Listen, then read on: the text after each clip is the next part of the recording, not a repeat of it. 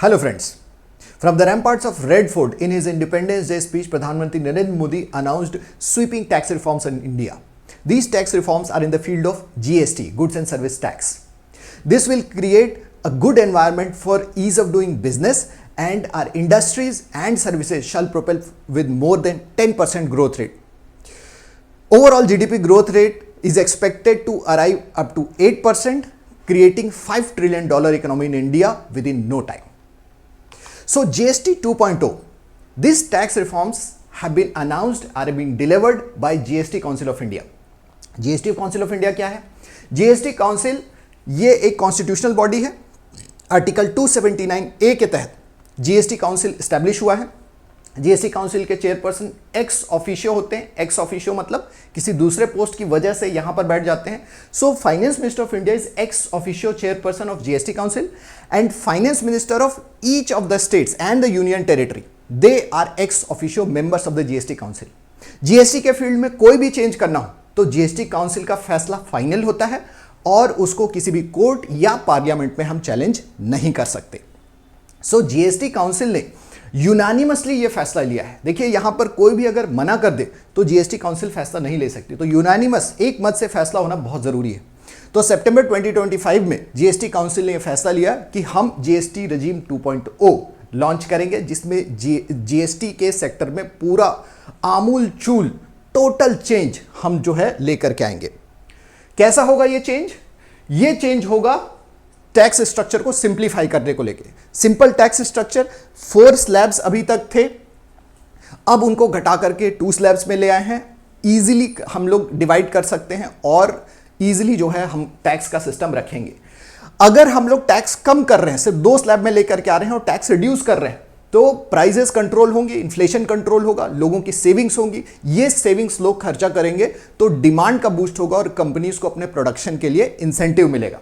और फाइनली इससे इंडस्ट्रीज में ग्रोथ होगा, इंडस्ट्रीज में जॉब क्रिएट होगा और हमारा डोमेस्टिक सेक्टर इतना बढ़ेगा कि जब यूएस ने हमारे ऊपर 50% टैरिफ लगा के हमारे बिजनेस को रोकने की कोशिश की है, हम उस टैरिफ के इंपैक्ट को खत्म कर देंगे और इंडिया की इकोनॉमी को जबरदस्त बूस्ट देंगे.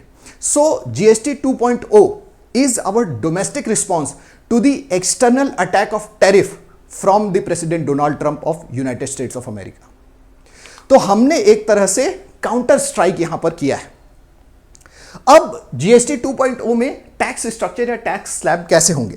तो पहले हमारे यहां जो जीएसटी स्लैब्स होते थे, they were 5%, 12%, 18% and 28% of the total value of goods और सर्विसेज रेंडर्ड. अभी हमने सिर्फ 2 स्लैब रखे हैं. There is a merit rate of 5% and there is standard rate of 18%. बहुत सारे गुड्स जो हैं उनको हमने एग्जम्प्ट के कैटेगरी में डाल दिया है, विच इज 0% टैक्स, और कुछ ऐसे लग्जरी गुड्स और सिन गुड्स हैं जिनको कि हमने डीमेरिट कैटेगरी में डाला है और डीमेरिट रेट जो है वो अब होगा 40%. यानी इंडियन गवर्नमेंट लोगों को एक तरह से रोक रही है कि आप इन डीमेरिट गुड्स की तरफ नहीं जाइए. जो लोग बहुत खर्चा कर सकते हैं वही लोग जाएंगे. So there are only 2 rates, merit rate 5% and standard rate 18%. ज्यादातर गुड्स को इन्हीं 2 सेक्शन में डाला गया है. जो हमारे डेली यूज के एसेंशियल गुड्स हैं, जो हमारे फास्ट मूवर कंज्यूमर गुड्स हैं, एफएमसीजी, ये सारे मेरिट रेट में आ गए हैं, जिनमें बहुत बार 12%, 18% भी टैक्स होता था, वो कम होकर 5% आ गया है. And standard rate 18% is for the most of the industrial and consumer products in India. अब ये टैक्स स्लैब तो हमने इजी कर दिया. अब जो ये टैक्स स्लैब आया है, इसमें एग्जम्प्ट कैटेगरी में कौन कौन से गुड्स आते हैं, ये हमारे क्वेश्चन के फॉर्म में कभी भी आ सकता है कॉम्पिटिटिव एग्जाम में. There are medicine, 33 life saving medicine, medical equipments, ये सारे के सारे 0% टैक्स में आए हैं. लेकिन ध्यान रखिएगा, लिक्विड ऑक्सीजन, जो ऑक्सीजन सिलेंडर्स है, उनमें 5% टैक्स अभी भी लग रहा है. But cancer medicine are totally exempt. Life insurance, health insurance, जो अभी तक 18% टैक्स के दायरे में आ रहे थे, इनको एग्जम्प्ट कर दिया गया है. They have 0% tax. हमारे जेन जी में, न्यू जनरेशन में, आपका लाइफ इंश्योरेंस और हेल्थ इंश्योरेंस लेने के लिए जो एक तरह से उदासी दिखती है, एक जो डिस्टेंस दिखता है, उसको खत्म करने की यहां कोशिश की गई है. इसको टैक्स फ्री करके इसका प्राइस कम किया गया है. फूड आइटम्स, जो हमारे नेचुरल फूड आइटम्स हैं, जो हमारे इवन मैन्युफैक्चर और प्रोसेस्ड फूड को जो है 0% एग्जम्प्ट के कैटेगरी में रखे हैं, और स्टडी मटेरियल्स जैसे कि मैप्स, बुक्स, कॉपी और एक्सेसरीज को जो है एग्जम्प्ट कैटेगरी में रखा है। लेकिन इलेक्ट्रॉनिक गैजेट्स जो हमारी स्टडी से रिलेटेड है वो 18% के स्टैंडर्ड कैटेगरी में आ गए हैं। तो इस तरह से हमने डिवाइड किया है चीज़ों को, जो एसेंशियल हैं उनको हमने एग्जम्प्ट किया है। लेकिन कुछ सिन गुड्स भी हैं, सिन गुड्स और लग्जरी गुड्स, जिसमें गुटखा, सिगरेट, कोल्ड ड्रिंक ये सब हेल्थ के लिए अच्छे भी नहीं हैं और सिर्फ नशा करने वाले लोग इसका इस्तेमाल करते हैं, इसीलिए इनको सिन गुड्स कहा गया है। और इनके ऊपर 40% का जो है सिन टैक्स रेट, यानी कि बहुत हाई रेट का ऑफ जीएसटी जो है वो लगाया गया है। प्लेन या 350 सीसी से ज़्यादा की बाइक, 350 सीसी से ज़्यादा की जो हमारी 40 लाख प्लस की जो लग्जरी कार्स हैं, उनके ऊपर हमने जो है 40% का टैक्स लगाया हुआ है कि अगर कोई प्लेन अफोर्ड कर सकता है तो भाई आप 40% टैक्स भी दे सकते हैं। एंड गैम्बलिंग, अभी गेमिंग एप्स जो सट्टा खिलवाते थे और कैसीनो में जाके जो गैम्बलिंग होती है, इन सारे प्रोसेसेस के ऊपर में 40% का आपका स्टैंडर्ड टैक्स लगाया जा रहा है। और जो गेमिंग एप्स हैं उनमें से ज़्यादातर को तो अब इंडिया में बैन कर दिया गया है, ठीक है, क्योंकि उनके ऊपर टैक्स असरटेन करना बहुत मुश्किल हो रहा था। फायर आर्म्स, गन्स, इनके ऊपर 40% का टैक्स पहले से है। तो इस तरह से हम लोग देखते हैं कि यहाँ पर एग्जम्प्ट कैटेगरी और जो हमारी सिन गुड्स की कैटेगरी है, इनको हमको खास ध्यान रखना है। बाकी हमारी रेगुलर लाइफ जो है वो जनरल कैटेगरी यानी कि 5% कैटेगरी में मेरिट गुड्स में आएगी, और जो बाकी की सारी चीज़ें हैं वो 18% के स्टैंडर्ड रेट में। अगर कभी भी आपको ये समझ में आए कि किसी भी सामान पे कितना जीएसटी लग सकता है, तो यू मस्ट कंसीडर कि वो 18% रेट में ही होगा, ठीक है। जीएसटी 2.0 इंप्लीमेंट होने से हमको क्या फायदे हैं? तो फास्ट रजिस्ट्रेशन यहां पर होगा, ये बेनिफिट इसमें दिया गया है कि रजिस्ट्रेशन का प्रोसेस जो है वो एकदम फटाफट करेंगे। जो डिलेज होते थे उनको ऑनलाइन रजिस्ट्रेशन के अंदर में जो हिकअप्स थे उनको दूर किया गया है। किसी भी बिजनेस को जीएसटी रजिस्ट्रेशन करने में 3 दिन से ज़्यादा नहीं लगेगा, ये इनका दावा है। ऑटोमेटेड रिटर्न फिलिंग का सिस्टम रहेगा, अगर आप चेंज करना चाहते हैं तो चेंज कीजिए, नहीं तो आपका जो पिछला रिटर्न है उसके बेसिस पे ऑटोमेटेड एंट्रीज जो है वो ये ले लेंगे। फास्ट रिफंड्स आपको मिलेंगे, 7 डेज के अंदर रिफंड देने का इन्होंने वादा किया है और कोशिश करेंगे कि ज़्यादातर जो बिजनेस ओनर है उनको 7 डेज में रिफंड मिल जाए। और ये जो इंस्टीट्यूशन है जीएसटी अपीलेट ट्रिब्यूनल, जो अभी तक नहीं बन पाया है, उसको इस्टेब्लिश करेंगे ताकि जीएसटी से रिलेटेड कोई भी डिस्प्यूट्स हैं उनको फटाफट रिजॉल्व करके बढ़िया रिजल्ट दिया जा सके और बिजनेसेस को कंप्लायंस के बजाय, कोर्ट कचहरी के चक्कर के बजाय फटाफट डिसीजंस मिल सके। तो ये क्वाजी जुडिशियल बॉडी है जीएसटी अपीलेट ट्रिब्यूनल, जो कि जीएसटी के इश्यूज को, उनके डिस्प्यूट्स को फटाफट रिजॉल्व करेंगे। तो जीएसटी 2.0 हमारे इकोनॉमी पे क्या इंपैक्ट डाल सकता है? तो ये अब इकोनॉमिक सेक्टर का क्वेश्चन है। इकोनॉमिक सेक्टर के क्वेश्चन में सबसे इंपॉर्टेंट चीज होती है, आप एक नहीं 3-4 स्टेप आगे तक सोचिए। इन्फ्लेशन कंट्रोल में आएगा अगर जीएसटी कम होता है। हम लोअर कर रहे हैं जीएसटी, 2 ही स्लैब बना रहे हैं और लोअर एंड में ज्यादातर गुड्स को डाल रहे हैं, तो जीएसटी कम होने से लोग जो हैं उनके ऊपर महंगाई की मार कम पड़ेगी, इन्फ्लेशन कंट्रोल होगा। इन्फ्लेशन जैसे ही कंट्रोल होगा, महंगाई कम होगी, लोगों के पास सेविंग्स होगी, एक्स्ट्रा पैसा बचेगा, क्योंकि सामान खरीदने के बाद उनके पास एक्सेस मनी रहेगा, उससे वो और ज्यादा कंजम्पशन करेंगे।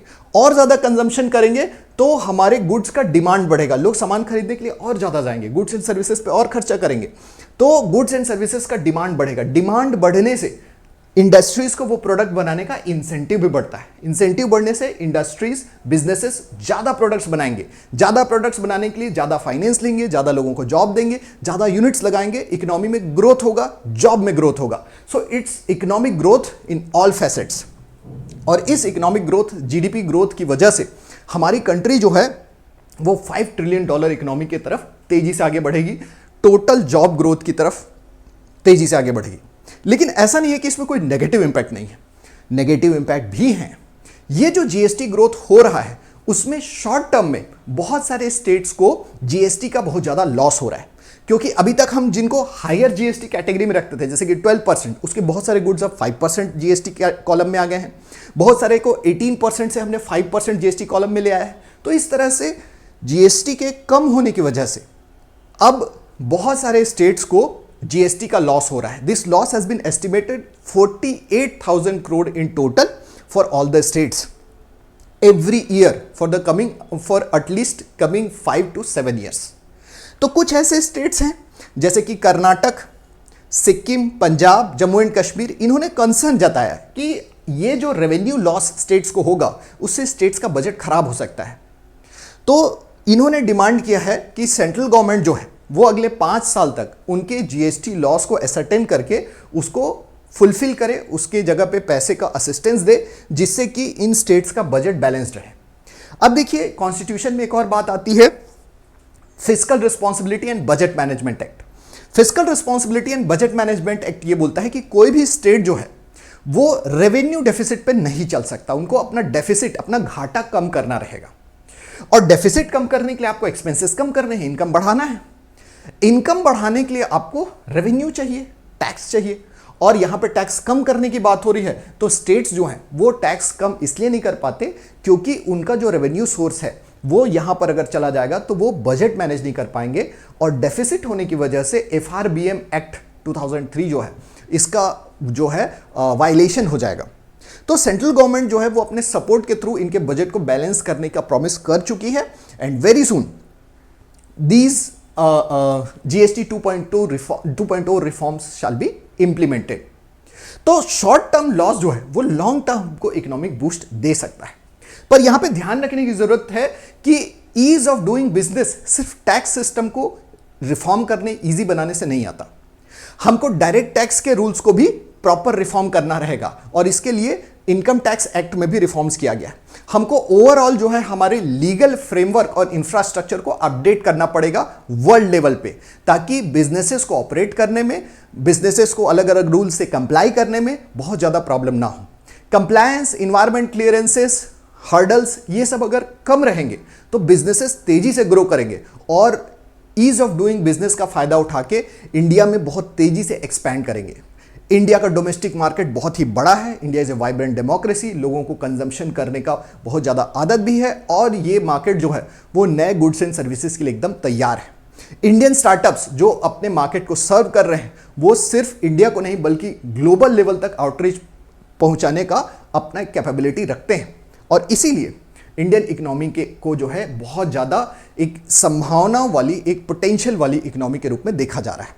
तो शॉर्ट टर्म लॉस के बजाय हमको लॉन्ग टर्म गेन्स के ऊपर फोकस करना है, और ओवरऑल जो हमारा बिजनेस एनवायरनमेंट है, ईज ऑफ डूइंग बिजनेस है, इसको हमको इंप्रूव करना है, so that we may hit the target of $5 trillion economy by 2030।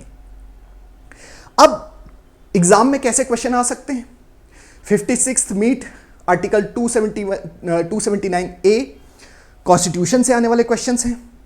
आप इकोनॉमी से हमारा जीएसटी 2.0, टैक्स स्लैब्स, इनसे क्वेश्चन आ सकते हैं। Objective type, subjective type question या पीएससी मेंस के क्वेश्चन अगर हम बोले तो पेपर 5 के अंदर आपको इकोनॉमी में जीएसटी 2.0 के रिफॉर्म्स, उन रिफॉर्म्स के अंदर क्या क्या प्रोविजंस हैं और उनके क्या इंपैक्ट हो सकते हैं, इससे आपको डायरेक्ट क्वेश्चन पूछा जा सकता है। इंपैक्ट्स को आपको क्रिटिकली एग्जामिन करने के लिए कहा जा सकता है, जिसमें ये आपको जो माइनस पॉइंट है उनको भी एनालाइज करके बताना है, और आखिरी में एक रिजल्ट बताना है कि आपको शॉर्ट टर्म लॉस और लॉन्ग टर्म ग्रोथ में से कैसे बैलेंस करके इकोनॉमिक ग्रोथ हासिल करना रहेगा। So all these things are very important for Chhattisgarh PSC pre and main exam. Even interview में भी आप यहाँ पे से क्वेश्चन एक्सपेक्ट कर सकते हैं। अब ऐसे डिफिकल्ट क्वेश्चन को आप हैंडल करना चाहते हैं तो आर्यन आईएएस एकेडमी को ज्वाइन कीजिए। हमारी लाइव क्लासेस के थ्रू आप पीएससी के पूरे सिलेबस को टाइम बाउंड तरीके से पूरा कर सकते हैं, टेस्ट और नोट्स के थ्रू अपने आप को प्रिपेयर कर सकते हैं। ऐसे कॉम्प्लिकेटेड टॉपिक के से आपके मन में अगर कोई सवाल उठता है तो एक तो आप कमेंट में सवाल पूछ सकते हैं, या फिर आप हमारी 1-to-1 मेंटरशिप ज्वाइन कर सकते हैं। मेंटरशिप के थ्रू ये सवाल आप सीधे हमसे पूछ पाएंगे। मैं विवेक पटेल और मेरे साथ भूमिंदर सिंह आपको लगातार गाइड करने के लिए अवेलेबल रहेंगे throughout your journey of success from preliminary to main to interview. अगर आपको ये वीडियो पसंद आया तो लाइक कीजिए, सब्सक्राइब कीजिए और कमेंट करना मत भूलिएगा। Thank you.